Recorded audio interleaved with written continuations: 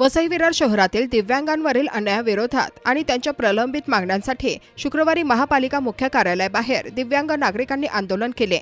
नितीन तोडणकर यांचा स्टॉल हटवणे, दिव्यांग कायद्यांची अंमलबजावणी न करणे तसेच प्रशासकीय दुर्लक्ष या मुद्द्यांवर दिव्यांग संघटनांनी आक्रोश व्यक्त करत हे आंदोलन केलं।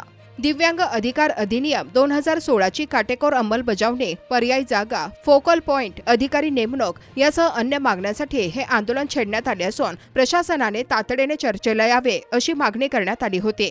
यावर पालिकेने दिव्यांगांच्या या मागण्याबाबत सकारात्मक प्रतिसाद दिला।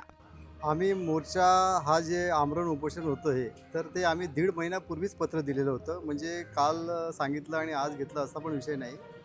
तर 1.5 महिने आम्ही त्यांची वाट बघितली पण त्यांच्याकडनं कुठलाही रिप्लाय आला नाही। काल आम्ही कार्यक्रमाला आलो होतो तेव्हा आम्हाला पहिलं पत्र देण्यात आलं की मीटिंगसाठी तुम्ही संध्याकाळी 5 वाजता या।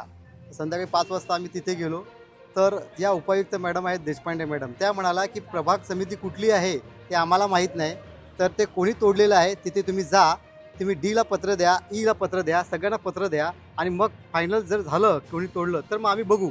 त्याच्यामुळे आम्ही हे आज आंदोलन आम्हाला नाईलाजास्त करावं लागलं, कारण की एक दिव्यांग व्यक्ती जो पूर्णपणे त्या स्टॉलवर निर्भय होती उपजीविका त्याची आई बेडवर आहे, अशा दिव्यांग व्यक्तीचा स्टॉल तोडला जातो आणि त्याच ठिकाणी धडधाकड लोकांचे स्टॉल बिनधास्तपणे आजही चालू आहेत।